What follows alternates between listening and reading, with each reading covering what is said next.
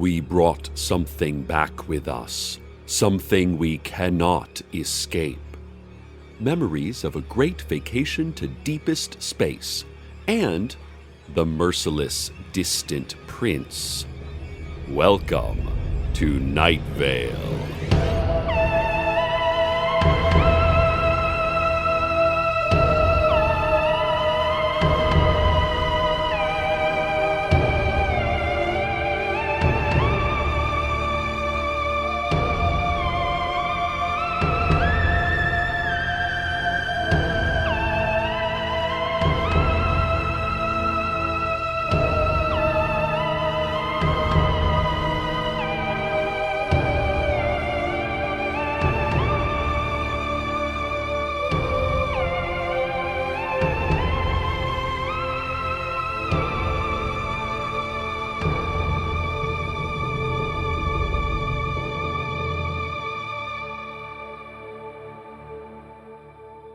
Listeners, it is a solemn day here in Night Vale.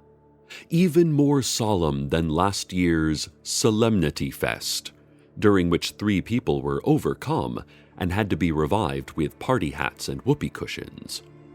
Today is Remembrance Day, that special day once per year when we interrupt our routines to reflect upon those who probably sacrificed their lives for us in the endless blood space war.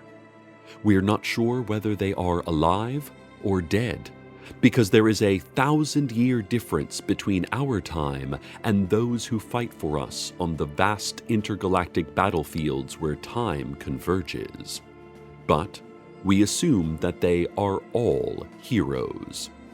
On this day, we put aside our political differences, even deeply bitter, divisive differences, like the belief or disbelief in mountains, and we all come together to remember those who will die thousands of years from now, and hope that the impossibility of victory is less impossible than before.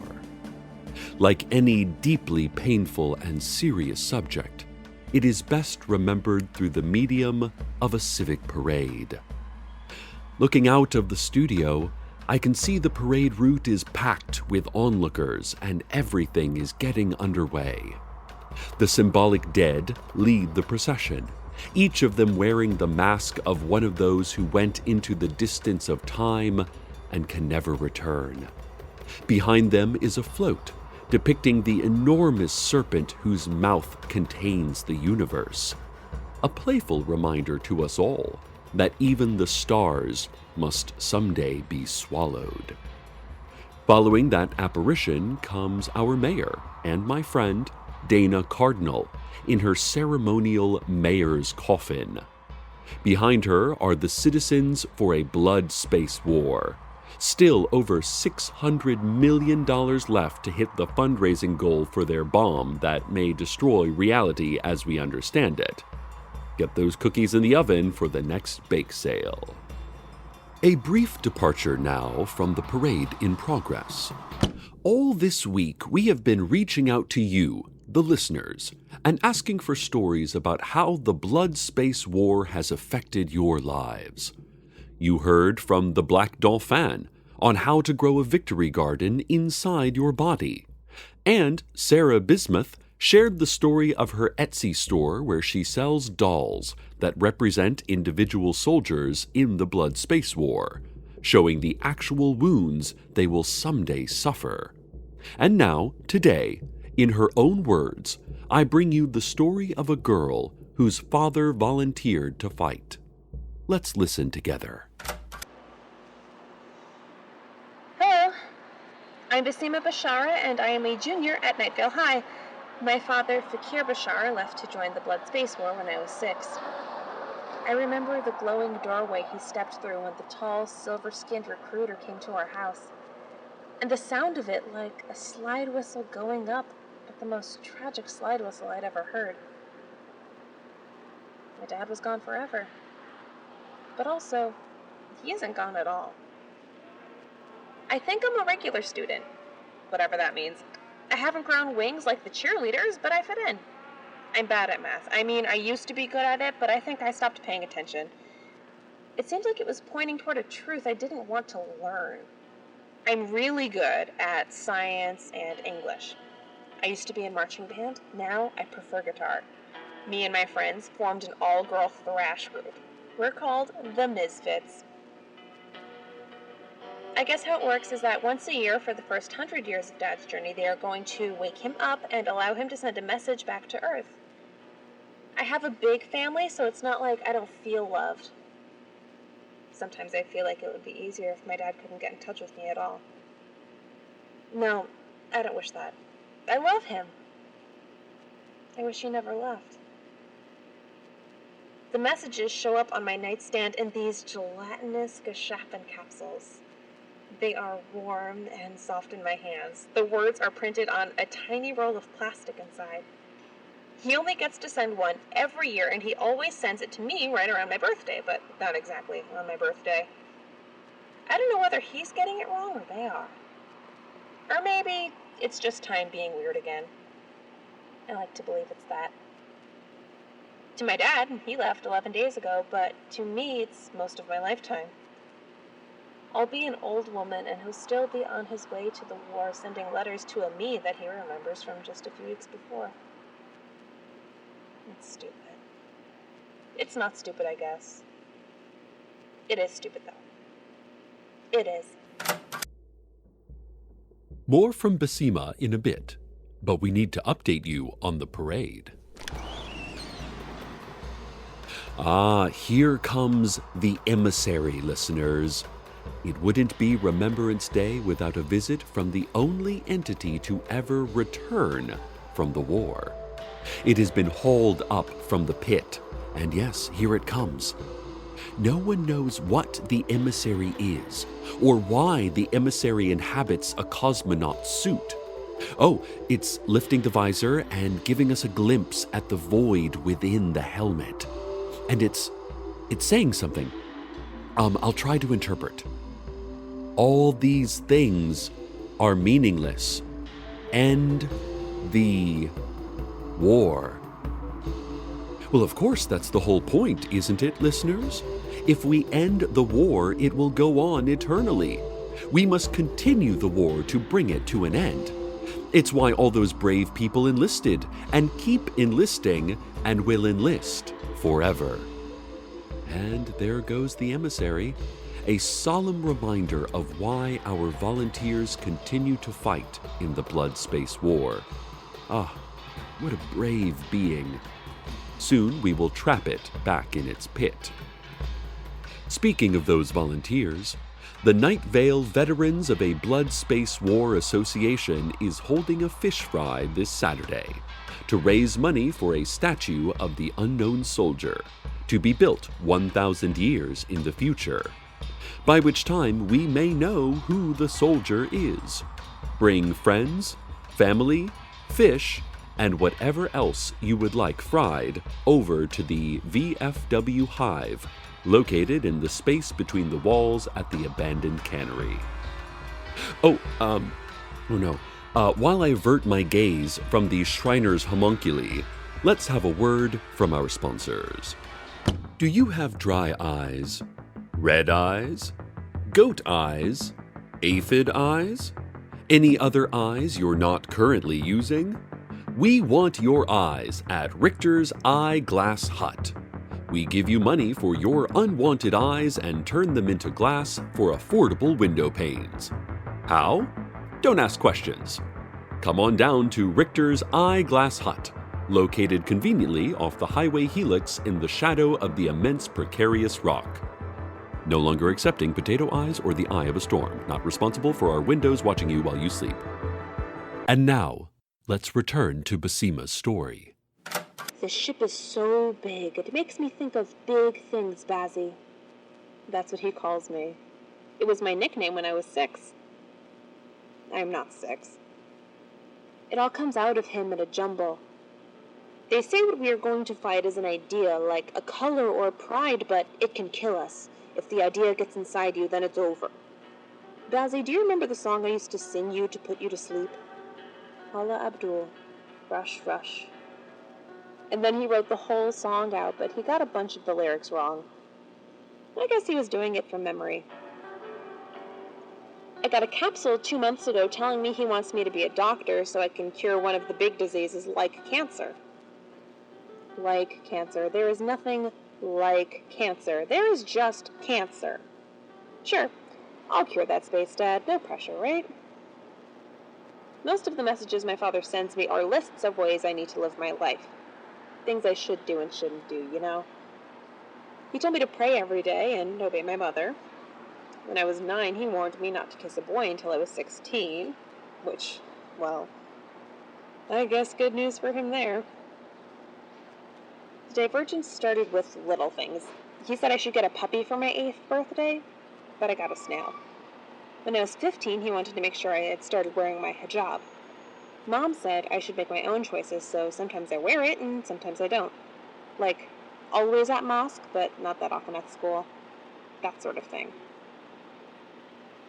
My father is talking to a person who isn't me, to a person that doesn't exist.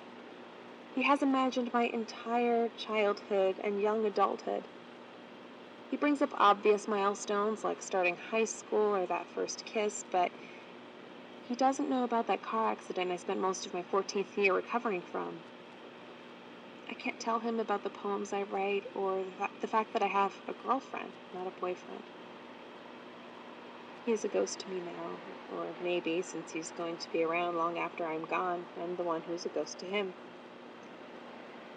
I take some comfort knowing my dad got paid a lot of money for joining the Blood Space War, enough to take care of me and Mom for a long time, and really, having a space dad is just another way to have a family. Everyone's got their own thing, you know? Like all of the Misfits. Clara isn't a nuclear family straight from the 1950s, but like literally from the 1950s, even as she lives her life in 2015. Nisha has a council of fathers. Jacqueline's mom is a spider. So long as you're loved, it doesn't matter. So my dad's a space ghost. I can deal. I just wish Dad loved me, not the me who I was 11 years ago. Or maybe I'm not okay with it.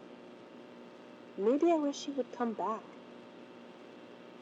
I wish he would be a dad to me, not to the ghost of me that haunts him.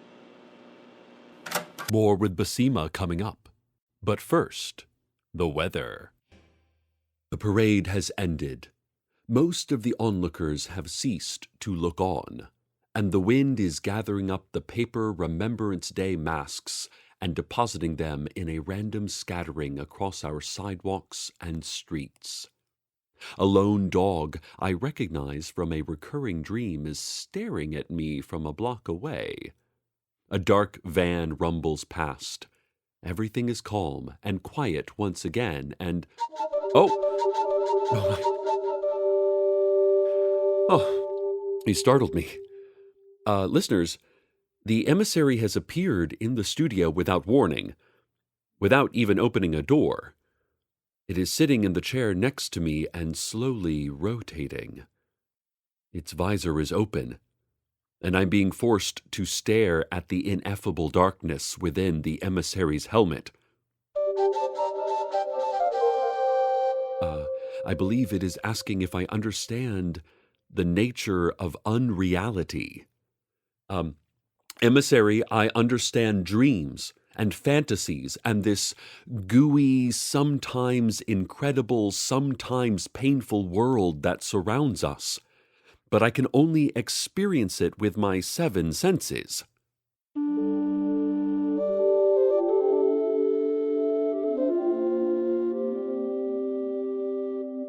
Listeners, the emissary is saying that the nature of unreality is that experience and reality are linked, but separate.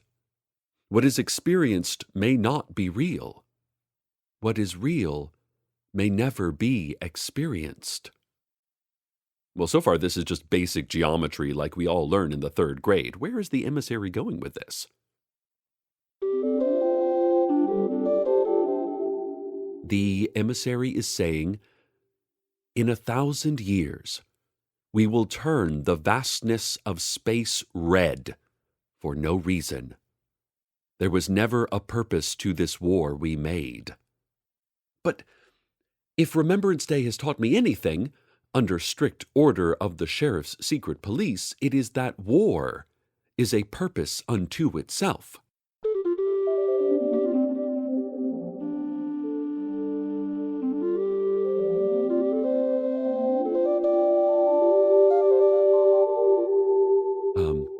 The emissary is asking me to end the conflict.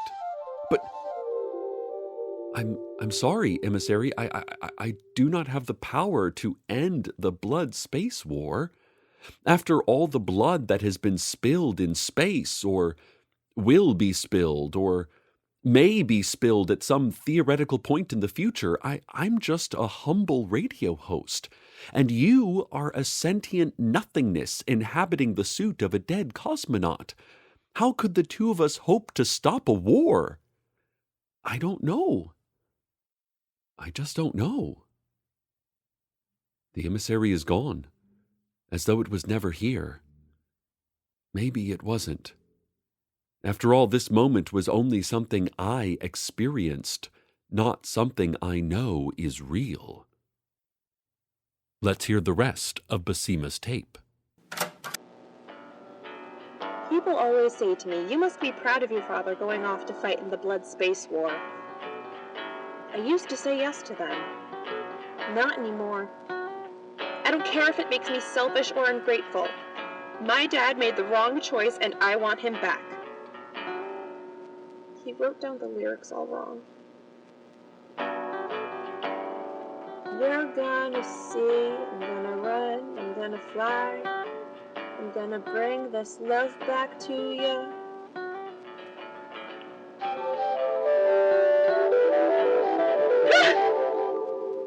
How did you get in my room? What are you? What are you?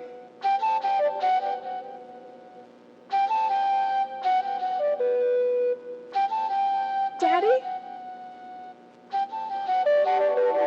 Is that you, Daddy? Daddy!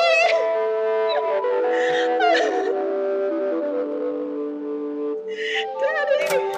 Listeners, I don't know how the emissary ended up in this taped recording dropped off at the studio 3 days ago, given that the emissary was only released from its pit this morning. But then, I don't know how my favorite type of pie is made, but when I order it, there it is, steaming and delicious. I don't know how the mail gets delivered, but every day, like clockwork, it doesn't. I don't know how lost pets end up on the moon, but they do, and they have built an extensive city up there. The clock claims it is now 12:01. Remembrance Day is over. We can all return to our lives and to forgetting that the blood space war is going on. Or will go on, maybe 1,000 years from now.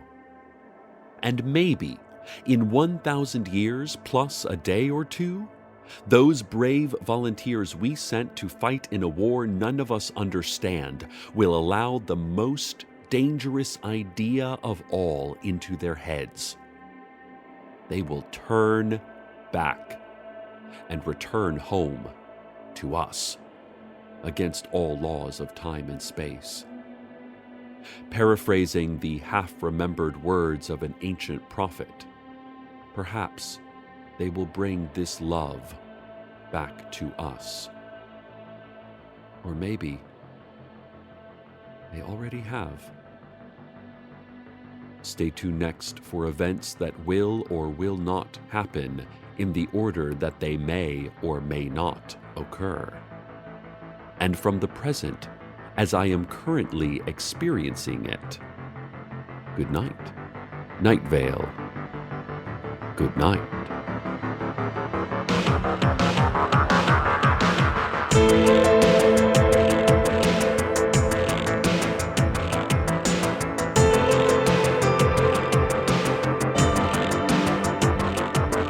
Welcome to Night Vale is a production of Night Vale Presents.